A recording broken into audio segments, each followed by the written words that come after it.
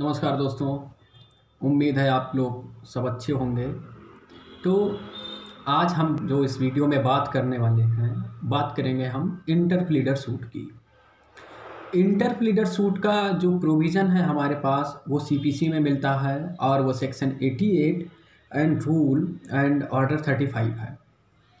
तो बेसिकली जो इंटरप्लीडर सूट है वो हम जानेंगे आज कि इंटरप्लीडर सूट फाइल कौन करता है, या फिर उसके फाइल करने के लिए हमें इसेंशियल कंडीशंस क्या क्या होंगी, या ऐसी कौन कौन से इसेंशियल रिक्वायरमेंट्स हैं जो कि इंटरप्लीडर सूट को फाइल करने के लिए ज़रूरी हैं।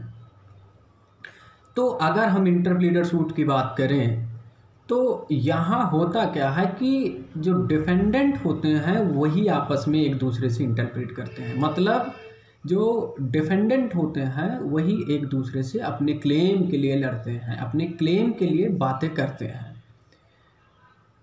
तो समझने की कोशिश करिए, जो इंटरप्लीडर सूट होगा जब कभी कोई ऐसी सिचुएशन अराइज होती है या कोई ऐसी कंडीशन बनती है कि कोई भी प्रॉपर्टी है या कोई भी मनी से रिलेटेड सूट है या कोई भी ऐसी चीज़ है, वो मूवेबल भी हो सकती है और इमूवेबल भी हो सकती है, जिसके लिए दो या कई सारे लोग क्या कर रहे हैं, क्लेम कर रहे हैं।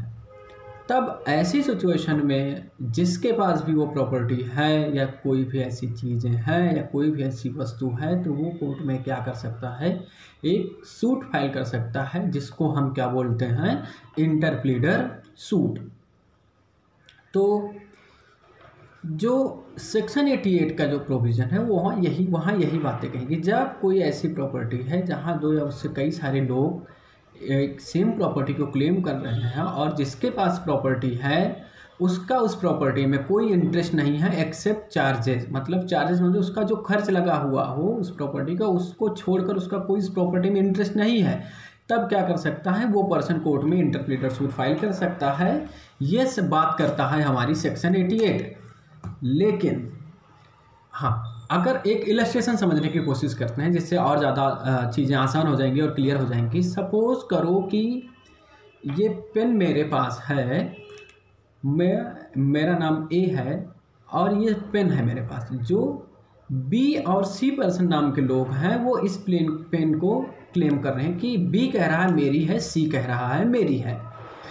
अब मैं क्या करूँगा ऐसी सिचुएशन में, अब इस पेन में मेरा कोई इंटरेस्ट नहीं है, ना ही मेरा मतलब ये कोई, ना तो मेरी पेन है और ना ही कोई इंटरेस्ट है। हाँ, इंटरेस्ट इतना ही है मेरा कि मेरे जो इस पेन को रखने में जो मेरे को चार्जेस लगे हुए हैं या जो मेरा थोड़ा सा एक्सपेंस या खर्च हुआ है, मेरे को केवल वही चाहिए।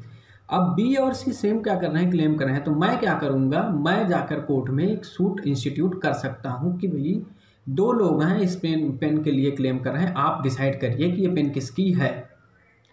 तो क्या है, कोई भी प्रॉपर्टी है जिसके लिए दो से या अधिक लोग क्या कर रहे हैं, क्लेम कर रहे हैं, तब सिचुएशन क्या होती है, वो सामने वाला पर्सन जाए कोर्ट में क्या करे, सूट इंस्टीट्यूट करे। ये सेक्शन 88 बात कर रहा है। बात आती है प्रोसीजरल मैटर की, जहां ऑर्डर 35 रूल 1 ये बताता है कि जब कभी कोई भी प्लेंटिफ यहाँ कौन हो रहा है, जिसके पास वो प्रॉपर्टी है, जिसके पास वो चीज़ें हैं। तो रूल 1 क्या कह रहा है कि जब कोई भी पर्सन इंटरप्लीडर सूट फाइल करने आता है तो उसको कुछ कंडीशन होंगी जो कि फुलफिल करनी होती हैं। जैसे कि जो पर्सन सूट फाइल कर रहा है उसका कोई भी इंटरेस्ट नहीं है प्रॉपर्टी में except the charges of that property. दूसरी कंडीशन क्या है, कोई भी कोल्यूजन नहीं है डिफेंडेंट से, जो सामने वाला पर्सन है जब सूट इंस्टीट्यूट कर, उससे कोई इंटरेस्ट नहीं है, उससे कोई मिली भगत नहीं है, कोई एग्रीमेंट नहीं किया है कि चलो मैं सूट इंस्टीट्यूट करता हूँ उसके बाद आप आना वहाँ। और दूसरी जो कह रही है कि वहाँ कई सारे डिफेंडेंट क्या कर रहे हैं, उस प्रॉपर्टी से रिलेटेड क्लेम कर रहे हैं। 3 कंडीशन हमारे सामने आई। पहली कंडीशन, कोई इंटरेस्ट नहीं है प्लेंटिफ का। दूसरी कंडीशन, कोई ऐसा एग्रीमेंट नहीं है, कोई ऐसा कोल्यूशन नहीं है डिफेंडेंट के साथ। तीसरी कंडीशन क्या है कि वहाँ कई सारे डिफेंडेंट हैं।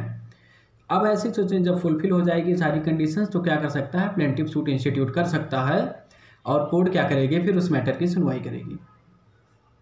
फिर बात आती है कि जब कभी कोई भी सूट है जो कि कोर्ट में इंस्टीट्यूट किया गया है, कोई सामने वाला डिफेंडेंट उस प्लेंटिफ के अगेंस्ट सेम सब्जेक्ट मैटर पे क्या करता है, सूट किसी दूसरे कोर्ट में फाइल करता है, तो जो पहला वाला सूट होगा कोर्ट वहाँ क्या करेगी, उस प्रोसीडिंग को रोक देगी, उस प्रोसीडिंग को स्टे कर देगी तब तक जब तक कि वो पहला वाला सूट नहीं डिसाइड हो जाता है। यहाँ तक बात समझ में आई। फिर बात आती है कि जब इंटरप्लीडर सूट इंस्टीट्यूट हुआ है तो पहली ही डेट पर क्या कर सकती है, कोर्ट क्या करेगी, प्लेंटिफ को उसका कॉस्ट देकर या जो भी चार्जेस होंगी उसको देकर उसको क्या कर सकती है, डिस्चार्ज कर सकती है सूट से। लेकिन सिचुएशन ये भी आती है हमारे सामने, एक कंडीशन ऐसी भी हो सकती है कि कोर्ट चाहे तो जितनी भी पार्टी हैं उन सब को जब तक कोर्ट का डिस्पोजल नहीं हो जाता, जब तक केस का डिस्पोजल नहीं हो सकता है, उन सारी पार्टी को रख सकती है in the interest of the justice. तो ये बातें रही यहाँ तक क्या क्या कि इंटरप्लीडर सूट इंस्टीट्यूट कब होता है, जब एक ही प्रॉपर्टी के लिए दो लोग क्लेम कर रहे हों। फिर बात आती है कि कंडीशन क्या क्या सेटिस्फाई करनी पड़ेंगी या फुलफिल करनी पड़ेंगी इंटरप्लीडर सूट को फाइल करने से पहले, वो 3 कंडीशन बताई। फिर बात आती है कि जब कोई सूट है या कोई डिफेंडेंट है जो कि उस प्लेंटिफ के अगेंस्ट ही सूट इंस्टीट्यूट कर देता है, तब वो पहली वाली प्रोसीडिंग स्टे हो जाएगी, उसका स्टे कर दिया जाएगा।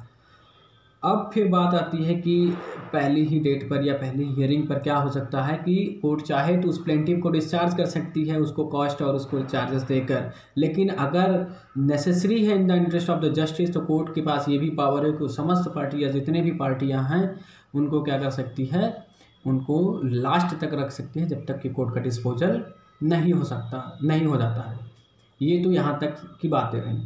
फिर एक बात आती है कि वो कौन से लोग होंगे जो कि इंटरप्लीडर सूट इंस्टीट्यूट नहीं कर सकते हैं या वो फाइल नहीं कर पाएंगे। ये क्वेश्चन बहुत पूछा जाता है कि प्री में भी और मेंस में भी, कि बताइए कि ऐसे कौन से लोग होंगे जो कि इंटरप्लीडर सूट को इंस्टीट्यूट नहीं कर सकते हैं। वो बात करता है रूल 5 बताता है कि कुछ ऐसे लोग भी हैं जो कि इंटरप्लीडर सूट इंस्टीट्यूट नहीं करेंगे। वो कौन कौन से लोग होंगे, कोई भी एजेंट जो होगा अपने प्रिंसिपल के अगेंस्ट नहीं कर सकता, कोई टेनेंट होगा अपने लैंडलॉर्ड के अगेंस्ट नहीं कर सकता है, कि आप क्या करें इन सारी चीज़ों, या ऐसे लोग होंगे कि ये सारी सिचुएशन इंटरप्रीट करें या ऐसे सब्जेक्ट मैटर पे इंटरप्रीट करें। तो कौन कौन से लोग, कोई भी एजेंट जो कि अपने प्रिंसिपल के अगेंस्ट नहीं, कोई भी ऐसा टेनेंट जो कि अपने लैंडलॉर्ड के अगेंस्ट, किस पर्पज़ के लिए, कि उसको के साथ ज़बरदस्ती करें कि आप इन सारे मैटर पर कि आप क्या करें, इंटरप्रीट करें।